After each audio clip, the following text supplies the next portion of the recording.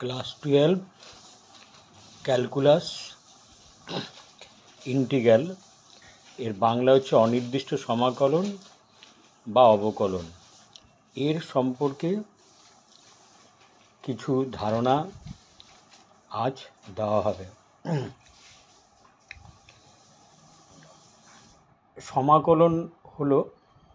সমাকলন বা অবকলন হলো জাস্ট ডেরিভেটিভ, অন্তর্কলজের বিপরীত। একটা উদাহরণ দিয়ে ব্যাপারটা আমি বোঝানোর চেষ্টা করছি। ধরো y equal to x to the power 6, x equal to y to the power 6। তাহলে এর ডেরিভেটিভ কত হবে? dy বাই dx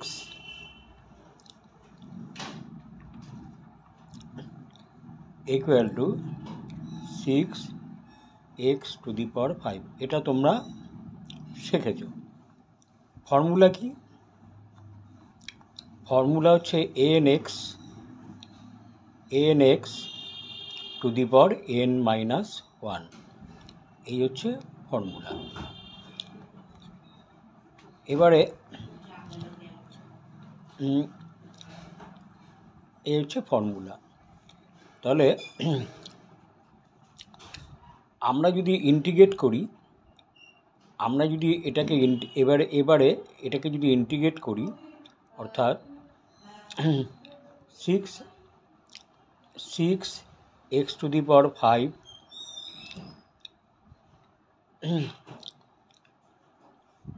একে যদি ইন্টিগ্রেট করি,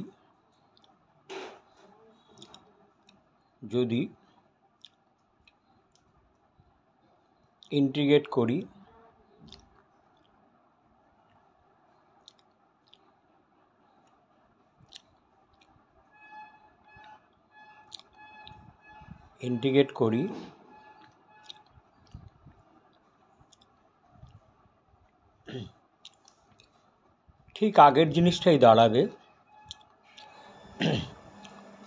y equal to 6 into x to the power 5 plus 1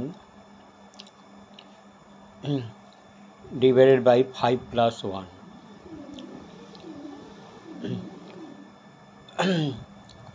অর্থাৎ y ইকুয়াল টু দাঁড়াবে 6 into x to the power 6 by 6। 6 কেটে গেল, y to the power x to the power 6। অর্থাৎ ইন্টিগ্রাল বা সমাকলন হলো জাস্ট ডেরিভেটিভের উল্টোটা। এর সঙ্গে অ্যাডিশনালি যেটা একটা যুক্ত হয় সেটা হচ্ছে কমন সি। যেমন আমরা শুধু এইটা করলে হবে না, তার সঙ্গে একটা সি যুক্ত করতে হবে। ব্যাস, তাহলেই আমাদের ইন্টিগ্রেশনটা সম্পূর্ণ হবে। এবং ইন্টিগ্রেশনের একটা সিম্বল ব্যবহৃত হয়, সেটি হলো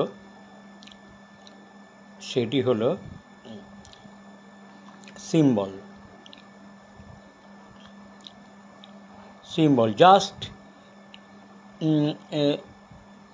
জাস্ট এফের মতো, এফ এইরকম এটাকে ইউজ হয়। অনেকটা সাপের মতো দেখতে আর কি, এইটাই সিম্বল। তাহলে আমরা যদি এটাকে মানে ম্যাথামেটিক্যালি লিখি, fx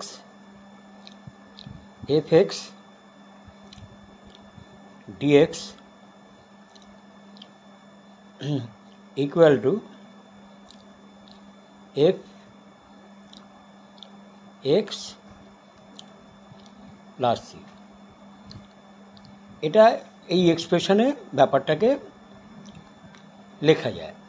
যাই হোক, এবারে আমি খুব সহজ সরল কতগুলো উদাহরণ দিয়ে বোঝানোর চেষ্টা করছি।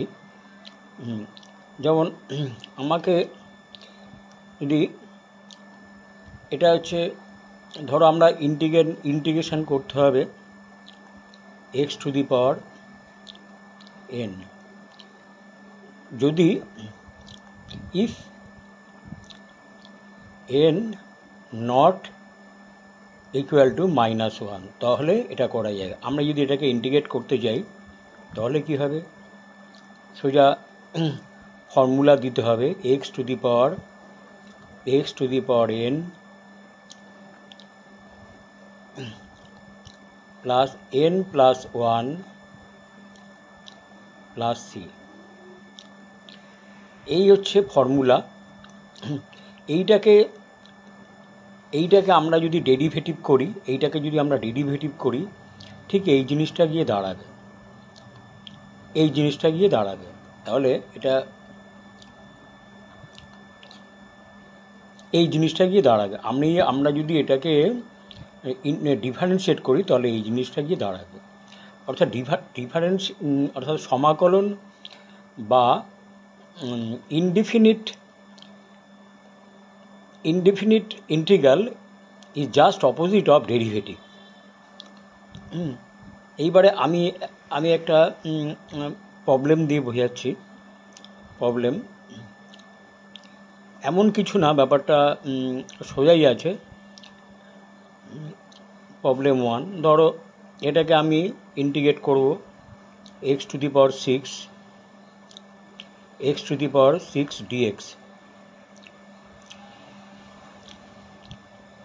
x⁶ dx। আমি এখানে একটা dx হবে। যাই হোক, এইবার হচ্ছে x⁶, তাহলে আমাকে এটা ইন্টিগ্রেশন করে দিতে হবে। জাস্ট ফর্মুলা, এই ফর্মুলাতে হবে x⁶ plus 1 divided by 6 plus 1 plus c, অর্থাৎ x⁴7/7 প্লাস c। এই হচ্ছে উত্তর। ব্যাস, এখানেই শেষ করলাম আজকের ভিডিও।